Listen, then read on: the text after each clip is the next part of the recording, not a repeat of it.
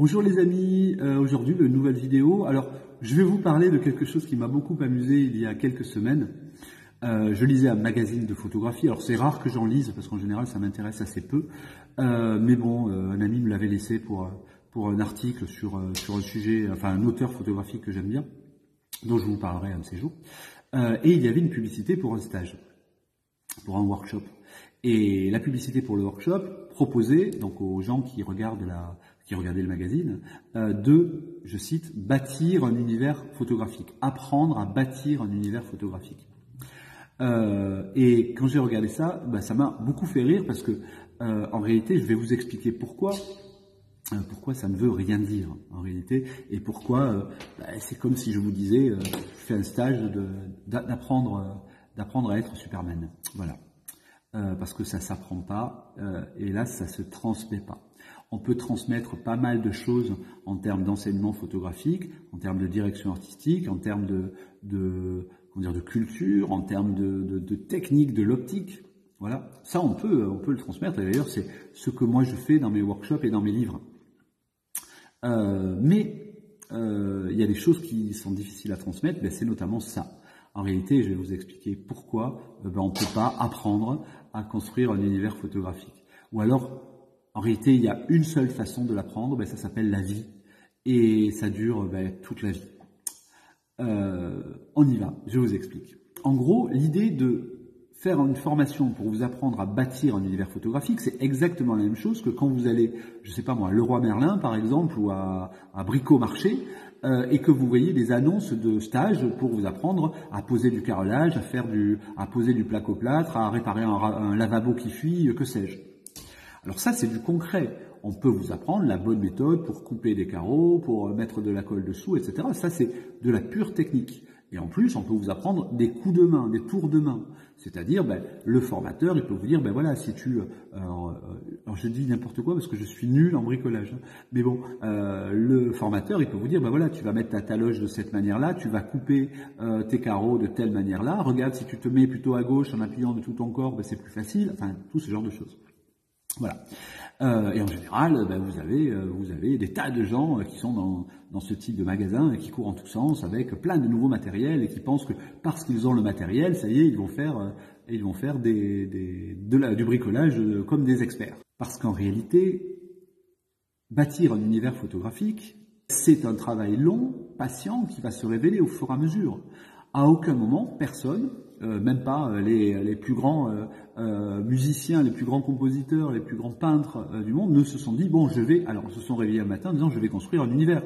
Mozart, quand il avait 4 ans, il n'a pas dit, je vais créer un univers musical. Il l'a fait parce que il en avait les compétences, le talent, et surtout, il en avait l'envie. Et en fait, en réalité, construire un univers, c'est une histoire d'envie, de besoin, parfois. Plutôt de besoin d'ailleurs, parce qu'en réalité, la plupart des artistes, ce ne sont pas des gens qui vont faire de la photographie, de la peinture, de la sculpture parce qu'ils veulent, gagner de l'argent par exemple. Ils vont le faire parce qu'ils ont besoin de communiquer quelque chose qui les taraude, quelque chose qui est au sein de leur cœur, qui les fait souffrir, qu'ils ont envie de sortir et de montrer au monde. Ils ont envie de montrer aussi des images. Enfin, moi, je sais qu'il y a des types d'images qui me hantent pendant des semaines, des mois, voire des années, et je me dis, tiens, j'aimerais bien montrer ça. Alors, j'aimerais montrer une couleur, une fluidité, un état d'esprit, etc.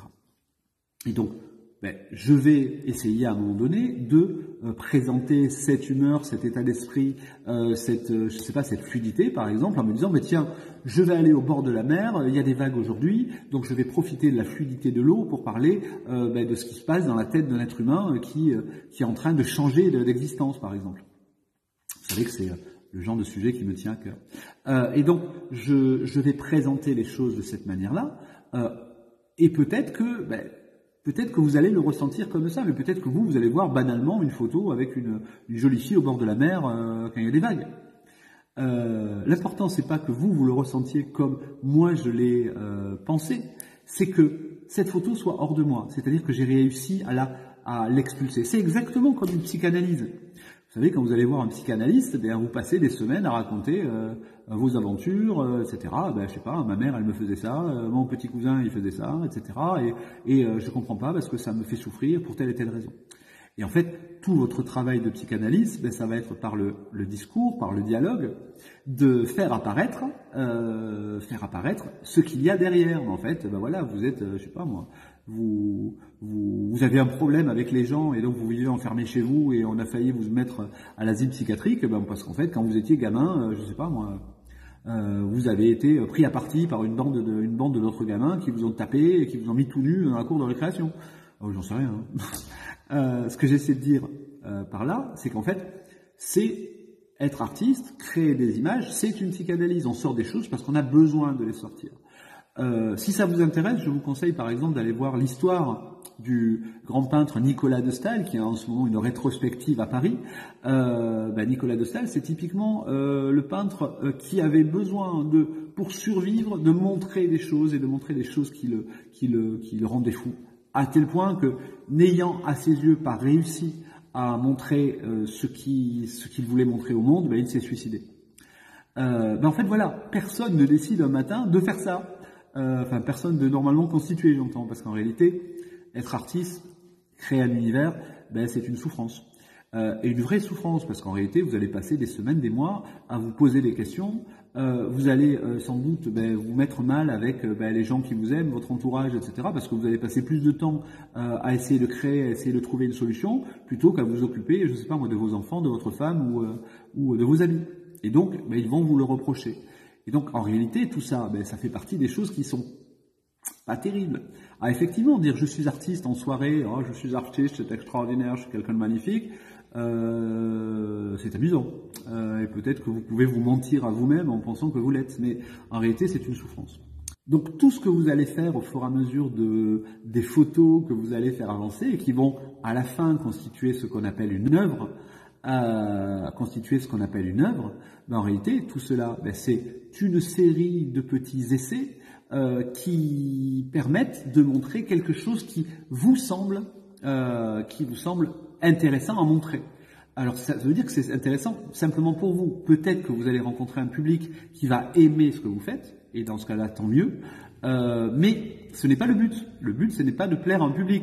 Le but, c'est de faire émerger des sentiments, des émotions, des troubles, des tabous, etc.